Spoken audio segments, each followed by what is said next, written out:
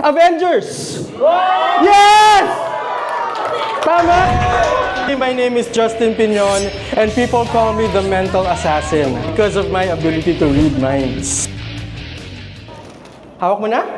Yes, audience, don't tell me what the item she's holding, but can you see the item? Yes! Uy, based on how you said yes, I can sense that the item is medyo malaki. Hindi mo kaya matago sa loob ng kamay mo. Can you see the color? Yes! Uy, konting sumagot, parang mixed. May nag-iisip ng black, may nag-iisip ng white, may nag-iisip na purple. Interesting.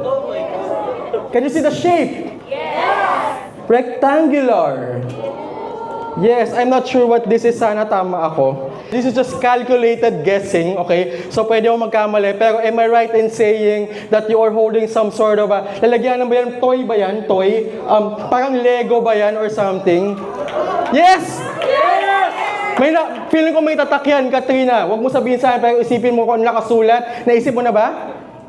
Yes. Avengers! Yes! Tama! Yes!